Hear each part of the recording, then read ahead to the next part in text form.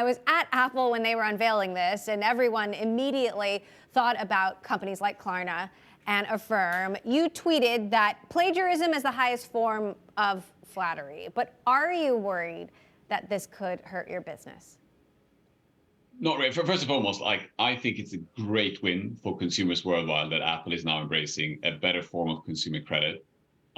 We're looking at an industry of retail banking payments that has an addressable market of $440 billion worldwide, and it has been constructed in a way traditionally where credit cards have been making a fortune by trying to get us to revolve at high interest rates once we get that credit card statement every month.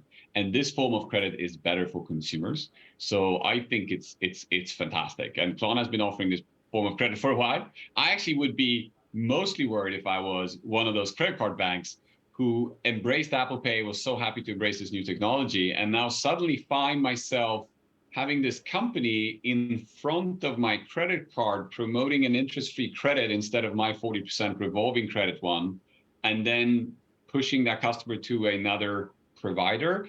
That to me should be the big headline of this news. For us, I mean, Klarna has 150 million users worldwide. We're one of the largest third-party global payment networks in the world. Pay in 4 is a fantastic product. It has done tremendously well for us in the US and helped us a lot to gain recognition and so forth. But people are using us for a lot of reasons. One, not the least, being the fact that we're the richest data payments networks in the world because we have SKU level data and digital receipts on every transaction, allowing us to create a much richer consumer experience. 40% of our transactions are debit, not even credit. People don't know that. And so forth. So I mean, I'm welcoming it. I always think competition is nice, and I'm also fortunate to have a neighbor here in Daniel Ek, the founder of Spotify, who can give me some tips on how to compete with Apple successfully, obviously over the years. Good to know that you and Ek are friendly. I also spoke with Affirm CEO Max Levchin. He similarly, said it was a win for consumers, but he also said something else. Take a listen. Why I'm not particularly worried about Apple Pay entering the buy now, pay later space. They're focused on the convenience of a 6-week product, which I think is great. And there's plenty of competitors and they should be worried. I think this spells a certain level of concern for folks that are really specialized in this really short-term product. Is he calling out Klarna there?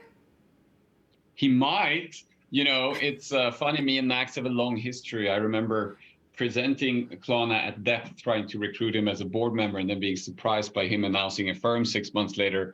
We have a fun history, me and Max. But they're very distinctly. He's very accurate about one thing, and that is that Klarna and Affirm are distinctly different businesses. 90%, if I've understood Affirm's reporting correct, 90% of their businesses is financing. Long-term financing, if I understand correctly, reports online, 50% of their balance credit is priced at 25 to 30% interest rates that we don't even go up to. Klarna maximizes at 25. So it's a very different business. He's lending high-ticket items to people that think 25 to 30% interest rate is attractive. Klarna is a pay interest-free product. It's a payments product. We have the largest account-to-account based payments network in the world. So these are distinct different businesses. So yes, I think that in that I agree with him. In that I think it's accurate. So some shots fired there. I'm gonna have to get Max to respond to that. He also talked about how Affirm. He also talked about how Affirm is hiring, and Klarna did have some layoffs recently. I believe you announced plans to lay off 10% of your workforce.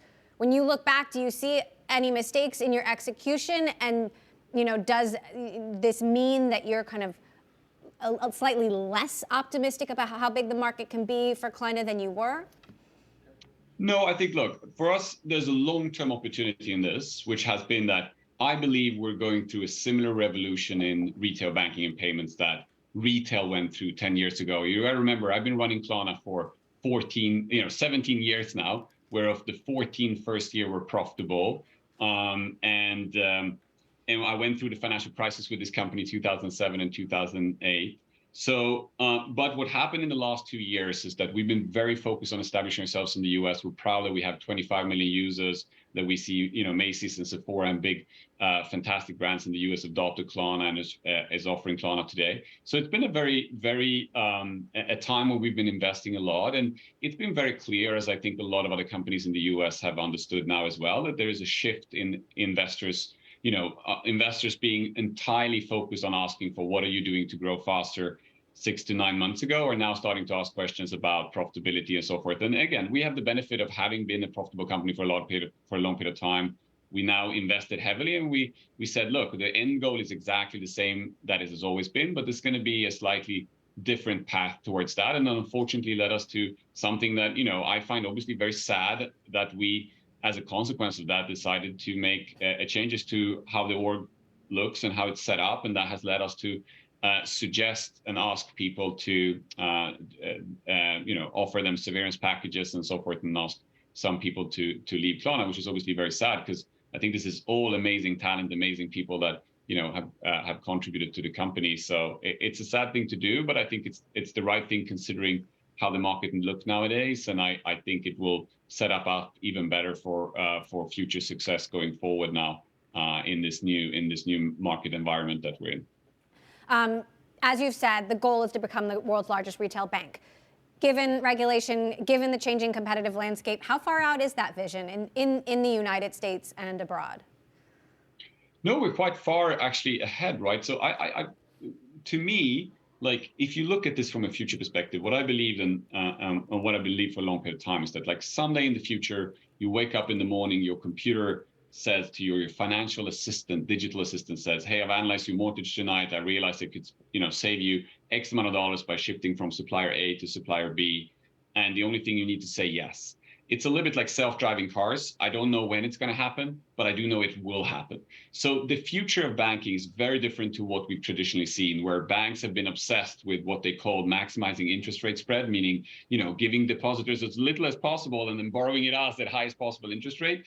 The true future of retail banking financial services is somebody's on the consumer side, trying to help them save time, save money, make them less worried about their finances. And it's been very clear to me that who those 5 or 4 large companies that will dominate that space in the next 10 years on a global basis will be. If somebody's global and somebody has a banking background and is willing to pursue that, there will be some tech companies pursuing that. We see Apple now pursuing some of that. There will be some fintechs, and there will be some traditional banks. And I think Klarna, with its 150 million users, and with a data set that is much richer than anyone else due to the fact that we have SKU level data on all transactions, is giving us a tremendous opportunity to lead the game in providing more value for consumers and really be on the consumer side. And I'm also happy now that even though media has questioned things like buy now, pay later, we're seeing other people adopting and recognizing that this is a better form of credit as well. So I think it's verifying a lot of the assumptions that we've had.